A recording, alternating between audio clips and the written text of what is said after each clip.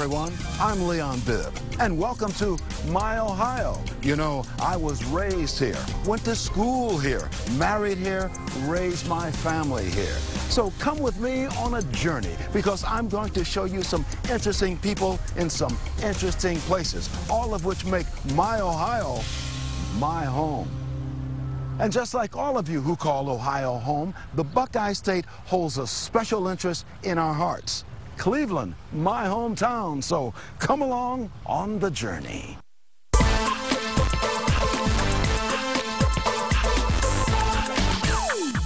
In downtown Cleveland, there is a sense something is happening. Cleveland has found a firmer footing again. Maybe not every step, but City Hall believes Cleveland is moving in a good direction. Not only the Horseshoe Casino, but other things too. Oh boy, you got it spot on. It is Chris Warren's job to keep up with the development. He is a longtime City Hall official, now the city's chief of regional development. He believes the new casino is vital. But it is the casino and other projects which are setting the stage. But tied to a new convention center, medical mart, 98% occupancy of our housing downtown, new housing development. His list goes on for a while longer, mentioning points in downtown, flats, and waterfront areas. As well, the group Positively Cleveland, which has the job of promoting Cleveland to the world, announced a 5-year plan to boost city tourism.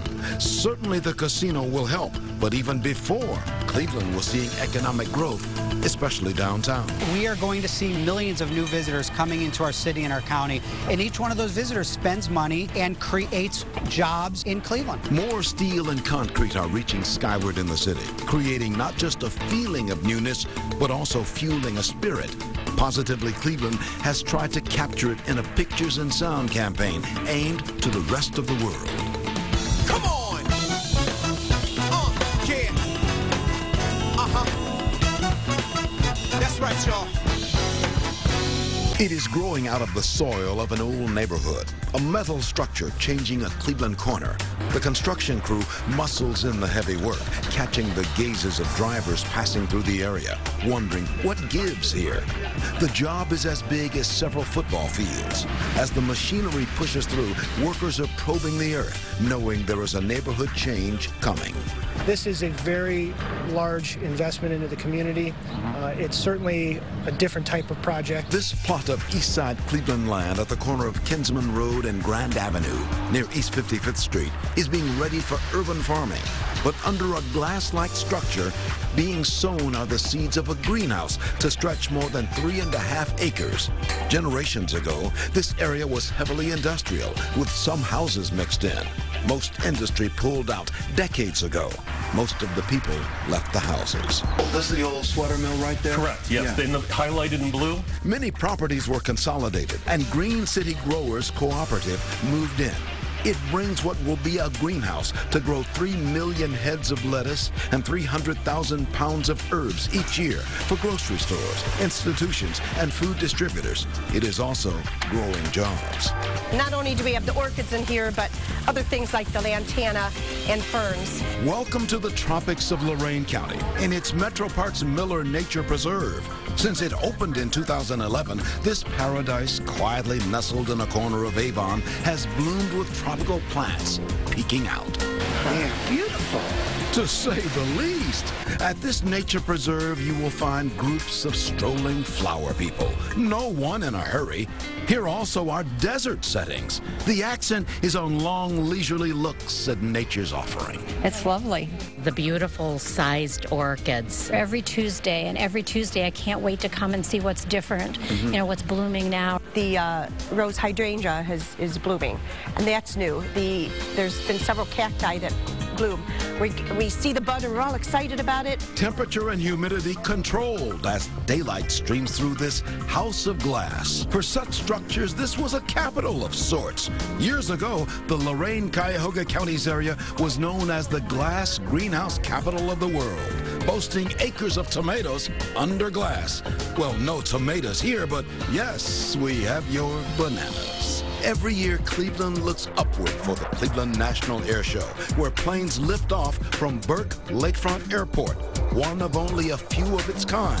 It is really a mainstay in Cleveland. Burke relieves Hopkins of the smaller aircraft, which makes Hopkins on-time performance, which is important to passengers there. One of the best in the country. Cleveland Director of Ports, Ricky Smith, in charge of Hopkins International and its little brother Burke Lakefront Airport, sings praises of the runways nestled along the shoreline of Lake Erie.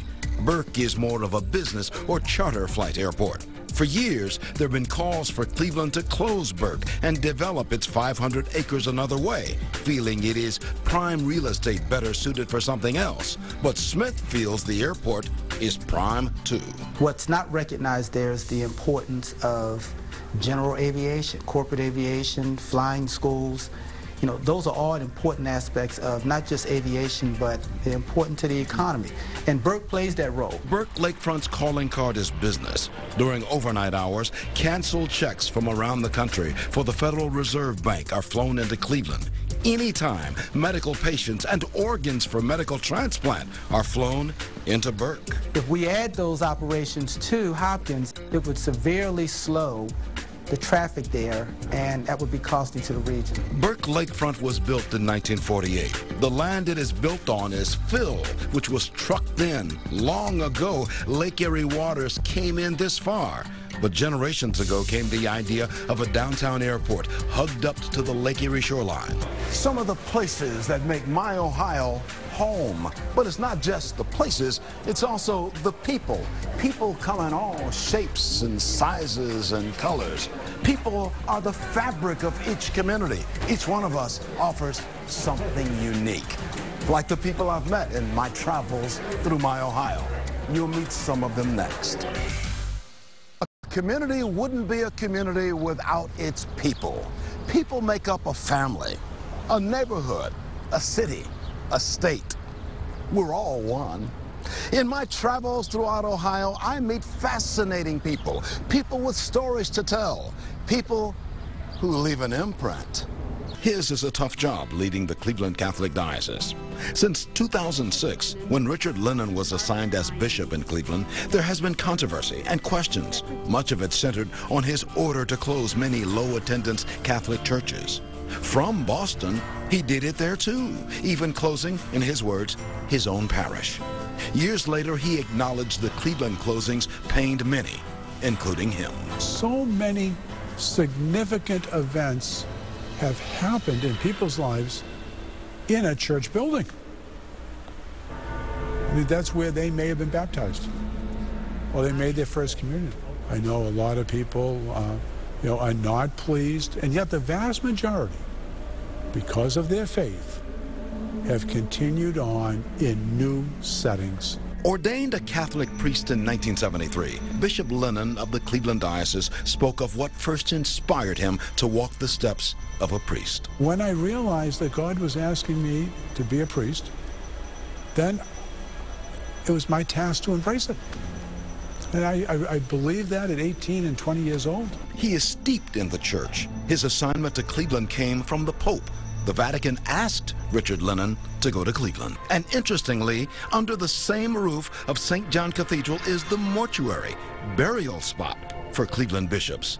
Hours before Bishop Lennon officially took the Cleveland position, a nun showed this place to Richard Lennon's family. And she took them in here, and she said, and that's where they're going to bury him. You're going to, that's your spot. No, I hadn't even taken over. And it was decided that's where I was going. Well, how does it feel to look at that? Well, at least I know where I'm going to be. At the Western Reserve Historical Society, many delve into the past.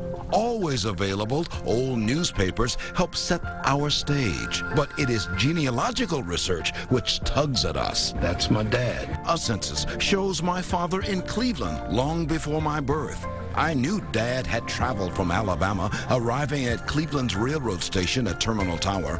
Research shows Dad moved to a now abandoned East 86th Street house, next door to where Daniel Jackson now lives. My father's uncle and aunt, Jim and Cora Bibb, lived in this house. When my father came to Cleveland in 1940, they took him in. He got his start right here. The 1940 census shows everyone who lived in this house. through my father. This house is in my bloodline. Story of the census, but really of genealogy. Through research, each of us can walk into the past, searching for footprints of those who have gone before. Census writings on the computer spill out pathways to the past, perhaps leading us to old houses where important lives were lived long, long ago. An old saying, a drawing is a line going for a walk. Here the artist walks, a familiar path. He knows the way. If his face is not familiar, perhaps the faces of his friends are. Friendly images flow from the tip of the pen of Tom Baddock, cartoonist. This is the most important part of cartooning, making the boxes. A cartoonist's joke. What is important is writing and drawing from the heart. Tom Baddock does that with precision. He is the art, wit, and words behind the newspaper comic strips Crankshaft and Funky Winker Bean. Baddock's comics are in 700 newspapers. From his studio, nestled in a corner of Medina County, Baddock ties his artistic magic to lives you and I live. They're only about a quarter-inch move from real life. So it doesn't take much. It's like Westview High School. My high school was Midview. I turned it into Westview, and I'm off and running. This Northeast Ohio land yields promises of things to come. The land is a most unusual plot at Huff Avenue and East 66th Street, in the heart of Cleveland's inner city Huff neighborhood. The Vineyards of Chateau Huff was begun by neighborhood resident Mansfield Frazier. This is an urban farming project. It may be grapes, but it's still, it's still urban farming. I see it as renewing inner city neighborhoods to create wealth in inner city neighborhoods. We've got land. It's aesthetically pleasing. And so, and I've got the young kids that might act out, those 12, 13, 14-year-olds, they all work for me. The neighborhood supports idea of this 3/4 of an acre boasting 300 grapevines, half Frontenac, half Traminette. He figures grapes will yield 3,000 bottles. A year ago, vines were taller, but not mature enough for the harvest yet. Frazier cut them back. Pruning strengthens the grape for the longer run. The people of Ohio, we all bring something unique to the table. But where would we be without those who came before us? Our roots, our history. When we come back, a look at what shaped our history at this place we call home. His name was Moses Cleveland, the man credited with helping settle this community. This log cabin marks the spot where Cleveland and a group of surveyors from the Connecticut Land Company arrived, coming off the Cuyahoga River in 1796. They actually paced out the 9.5 acres that would become the public square of Cleveland, naming the community after their leader, Cleveland. From those humble beginnings, our history began to unfold. If there is an iconic image of Cleveland, it is this, the Terminal Tower. For generations, it has cast a long shadow on downtown's public square. Oldest of the skyscrapers in Cleveland. Younger upstarts have come along, bigger, broader-shouldered, but the old Terminal Tower is still spry on its feet. It is the older brother who still has moves it boasted when it was the only kid on the block. 52 stories in this building. They hadn't planned to go that far at one point. No, the original plans for this building was only a 15-story building. As the building's general manager, Stephen Burr knows every turn of the building. Today, you will venture into some corners not open to the public. But with me, I'll get you in to the private living quarters of the two brothers who built Terminal Tower. Oris Paxton and Mantus James Van Swearingen were railroad-owning brothers. In 1927, they envisioned a place for trains to rumble in. Public Square was mostly small buildings, so the brothers bought them and cleared the land for their tower. And they lived in their Cleveland Tower. There actually was 2 bedrooms up here, one for each one of the brothers. Again, they never married, never had children, so this was their living quarters. When the building was completed in 1930, it was Cleveland's only one scraping the sky. If you're looking out this window right here, right down to Euclid Avenue, you would have saw all the trains and the trolleys tracks that were down Euclid Avenue at that time. The Van Swearingen brothers were visionaries, builders of the Cleveland Rail Line linking Shaker Heights, which they developed. But the terminal was the brothers' gemstone. For years, tallest in the world outside New York City. So on the 12th, 13th, and 14th floors, they made it plush enough for home. It was an autumn Cleveland day when horses clip-clopped up this hill, pulling a hearse bearing the body of the murdered president. Cleveland's Lakeview Cemetery. In 1881, Cleveland area-born President James Garfield had been assassinated, his body brought here. In this structure is the resting place of a president. President Garfield's casket is the only presidential casket is on what we call full display. You can see the casket on a beautiful platform. All other presidents are either buried in the ground or in some type of structure. On this day, among the visitors is a youngster and his parents. The Garfield Monument was mentioned in school. He came to see for himself. Tell me why you think it's important to study history. Because it was our country's past. The world's first billionaire, John D. Rockefeller, is buried here. A monument stands over the family burial spot. Legend has it, leave money at Rockefeller's gravestone and wealth will find you. Well, we'll go along. Money left here goes to charities. Another burial spot with a legend is that of Ray Chapman, the only Major League Baseball player to die directly from the game. Playing for the 1920 Cleveland Indians, a pitched ball caught him in the head. Chapman died that day.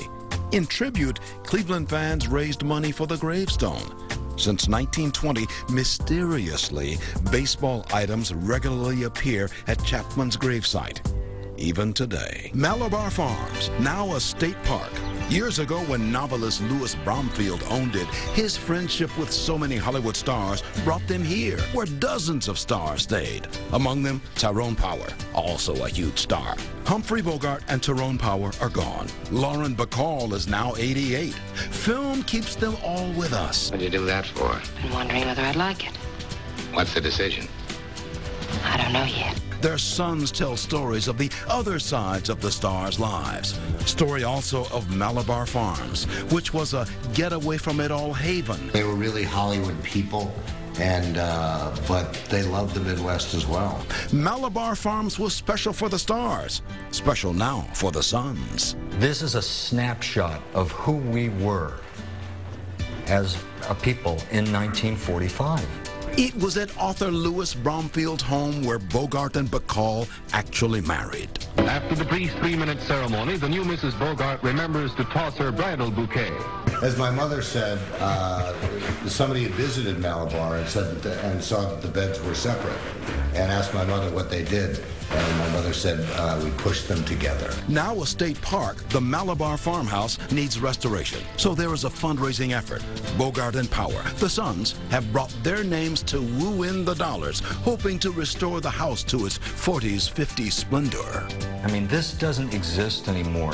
When you let something like this go, you are cutting off our history. These gates used to be at the White House in Washington, but when Ohio's Rutherford B. Hayes left the U.S. presidency in 1881, the White House bought new gates. So Rutherford brought the old ones to Fremont and put them in his yard. It is now the Rutherford B. Hayes Presidential Center. His house is here, he's buried here, his library, presidential library is here, and it's all on his estate. This is a sprawling piece of land in Sandusky County. From here, Hayes went to the Civil War, where he was wounded 5 times and hailed a hero.